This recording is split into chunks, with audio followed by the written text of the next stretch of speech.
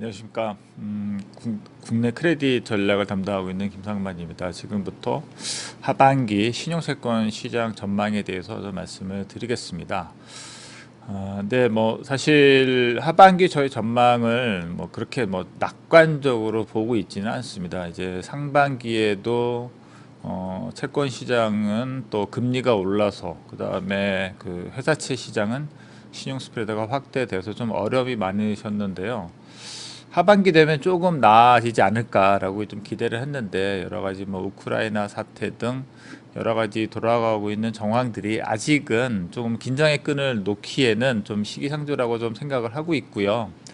하지만 또 뭐 그렇다고 너무 비관적일 필요도 없다고 생각하고 있습니다. 또 어려우면 어려울수록 또 그런 이제 그 기회를 또 찾아갈 수 있는 또 모색을 하면 되는 거니까요. 지금부터 저와 함께 그 하반기 전망에 대한 전략을 같이 한번 고민해 보시기 바랍니다. 저는 이제 그 신용 스프레드 방금 말씀드린 대로 저희는 이제 뭐 결국 신용 스프레드로 이 모든 거를 말을 하니까 결과적으로 신용 스프레드가 하반기에도 좀 상승 추세가 이어질 걸로 좀 말씀을 드리고요. 근데 사실 신용 스프레드가 작년 초부터 사실은 계속 그 상승 추세 지금까지 이어져 가고 있습니다. 그래서 그리고 또 특징이 뭐냐면 이게 갑자기 이렇게 한 번에 이렇게 급등락했다가 하는 그런 모습이 아니면 서서히 이렇게 계속적으로 올라가는 게 좀 이번 사이클의 좀 특징이고요. 그래서 어떻게 보면은 지금쯤 시기적으로 지금쯤이면 좀 진정될 때도 되지 않았나, 저희가 자꾸 그런 기대를 품다가 무산되고 품다가 무산되는 게 반복이 되고 있는데요. 아직은 조금 더 남아 있다고 제가 보는 거는 이제 이렇습니다. 결국 최근에 이제 인플레이션을 많이 이제 얘기를 하는데요. 결국 인플레이션이 어떤 식으로 이제 그 기업들의 신용에 영향을 미치는가, 이제 두 가지 경로라고 좀 볼 수 있습니다. 첫 번째는 인플레이션 자체가 이제 시장 금리를 이제 밀어 올리게 되죠. 그렇게 되면은 기업들은 채권 발행 조달 금리 자체가 올라가니까 금융 비용이 늘어나게 됩니다. 그 다음에 또 인플레이션이 발생을 하면 여러 가지 뭐 원부 자재 가격이 올라가니까 이제 그 제조 원가가 또 올라가겠죠. 그러면은 일단 그 영업 마진에서도 마이너스가 되고, 그 다음에 영업 마진 이후에 이제 금융 비용에서도 또 마이너스가 되고, 뭐 어떻게 보면 상당히 심플한 로직인데요. 그런 이유 때문에 기업들이 일단 뭐 수익성의 전망이 그렇게 밝지는 않은 것 같고요. 그래서 이제 그렇습니다. 그래서 우선 투자 우선순위는 뒤에도 말씀드리겠지만, 그래서 이렇게 어려울수록 조금 이제 좀 안전한 그 상대적으로 안전한 피난처를 찾아야 되고요. 그래서 아무래도 공사채나 은행채 같은 초우량 채권이 상대적으로 그 중에서도 한전채 추후에 좀 더 말씀을 드리겠습니다. 그리고 이제 제가 이제 이거를 말씀드리는 내용에 있어서 또 중요한 어떤 그 전제가 되는 게 뭐냐면, 사실 뭐 한국이 지금 한국의 지금 또 인플레 상황에서 저희가 이제 관건이 되는 건 뭐냐면, 인플레이션이 안 좋은 게 뭐냐면 사실은 뭐 물가도 오르고 뭐 그다음에 여러 가지 뭐 저기 서비스 교통비나 모든 그 비용들이 오르는데, 뭐 내 월급도 그만큼 오르면은 아무 문제가 없어요. 인플레이션이 전혀 뭐 나한테 그렇게 해로울 게 없습니다.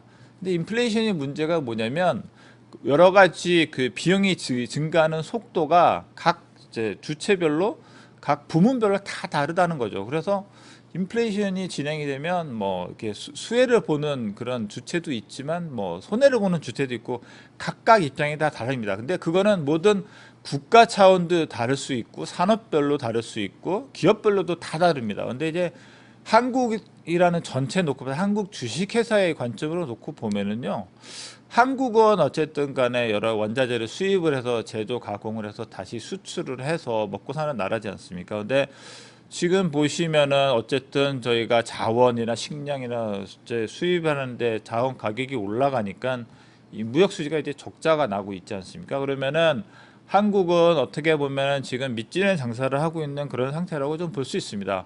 그게 이제 전체 한국 경제가 그렇고요. 그 다음에 그게 평균적인 한국 경제의 모습이 있고, 그러면은 그게 평균적으로 밑으로 내려가면 산업이나 기업으로 가면 편차는 있겠지만, 제가 말씀드렸던 기업단에서도 결국에는 그런 마진 압박을 받을 수 있고요. 그리고 결국에는 내가 내 원가를 판가에 어느 정도 이제 전가시킬 수 있는 능력이 관건인데, 일단 최소한 지금 국면에서는 한국 경제 전체하고 한국 기업들은 그 측면에서 좀 불리한 여건입니다. 그래서 제가 뭐 신용 경색이라든가 한국의 뭐 여러 가지 국가 신인도가 뭐 저하된다는 뭐 그런 말씀을 드리려는 건 전혀 아니고요.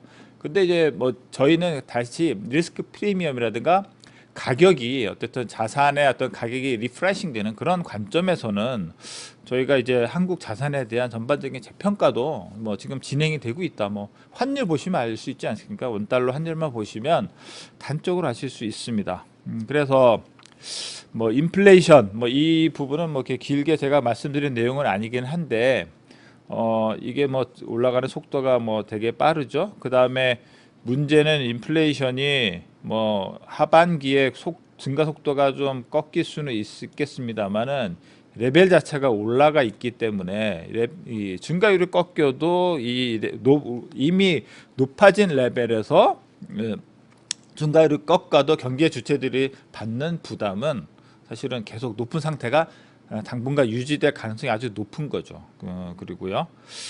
그리고 이제 저희 신용 스프레드, 신용 채권 측면에서만 놓고 보면은 그냥 단순하게만 보시면은 작년 1년 전에 회사채 금리가 1.5%였습니다. 근데 3년 기준으로요. 근데 지금은 거의 4%에 육박을 하고 있지 않습니까? 뭐 2배 이상 늘었죠. 이게 제가 말씀드린 아까 금융 비용 증가를 말씀을 드린 거고요. 그 다음에 이제 근데 지금 신용 스프레드가 그럼 많이 충분히 왔다. 이게 이제 신용 스프레드인데요. 이게 이제 코로나 때 이만큼 훅 올라갔다가 다시 내려왔다가 지금 그 정도까지 올라갔습니다. 그러면은 이 정도 수준까지 왔으니까 이제는 진정될 수도 있지 않겠냐. 가격 차원에서만 보면. 근데 지금 문제는 요거로 신용 스프레드만 보면 안 되고요. 이때는 이제 신용 스프레드는 급등했지만 그 국채 금리가 급락을 해서 채권 금리 자체는 안정세였어요. 근데 이제 지금은 이 채권 금리 레벨 차가 올라와 있기 때문에 이 부분은 저희가 좀 부담 요인입니다. 그리고 또 하나 말씀드릴 수 있는 부분은 지금 이제 글로벌리 지금 이제 그 금리가 과연 얼마까지 올라갈 수 있느냐, 이 경제가 그야말로 침체라든가 경제가 부러지지 않는 상태에서 버틸 수 있는 금리 수준이 어느 정도인가에 대해서 지금 고민들이 많습니다. 근데 이제 글로벌 부채는 이런 식으로 많이 이렇게 계속 증가를 해왔죠. 근데 비교적 최근까지만 하더라도 금리가 이렇게 하향 안정세를 보여왔기 때문에 GDP 대비 이자 비용 부담은 오히려 더 감소하다가 최근 금리가 상승하면서 이게 빠르게 지금 제가 이게 추산을 한 건데 계산을 해봤는데요, 빠르게 좀 올라가고 있습니다. 근데 이제 제가 드리고 싶은 말씀은 뭐냐면 지금 최근 뭐 올해 들어서 이제 자산 시장의 가격들이 좀 많이 조정을 받고는 있습니다만 아직까지 뭐 신용 경색이라든가 전반적인 그 자산의 뭐 그런 그게 붕괴 아니면은 뭐 그런 조짐은 아직은 나타나고 있지 않습니다. 그래서 저는 금리가 일단은 경제가 버틸 수 있는 금리 수준은 조금 앞으로 더 올라가도, 물론 제가 금리를 전망을 드리는 건 아닙니다만은 금리가 지금보다 또 더 올라가도 그렇게 경제에 문제 안 된다라고 생각합니다. 그러면 마지막으로 이제 그러면 이 어려울 때 어떻게 이 난관을 헤쳐나가느냐, 저는 뭐 모두의 제가 이제 그 상대적으로 안전한 채권을 추천을 드렸죠. 근데 특히 이제 그 중에 이제 한전채를 좀 최근에 제가 많이 말씀을 드렸는데, 사실 한전만큼 사실은 제가 방금 말씀드렸던 원가를 판가에 전가시키지 못하는 대표적인 기업 중에 하나입니다. 근데 왜 이렇게 상당히 이율배반적으로 이 기업에 대해서 뭐 추천을 하냐 말씀하시면, 물론 이게 이제 한전이 일반 민간 기업이었으면 벌써 망했겠죠.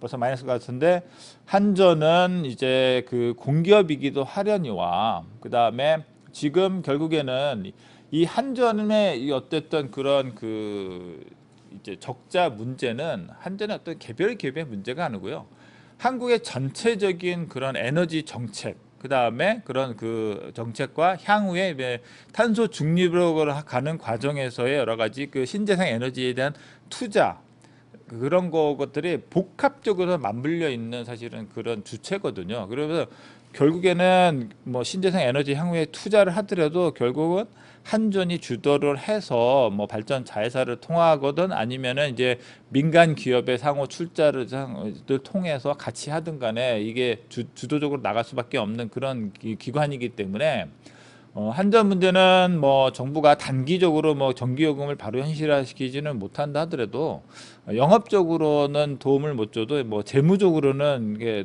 계속 도와줄 수밖에 없고요.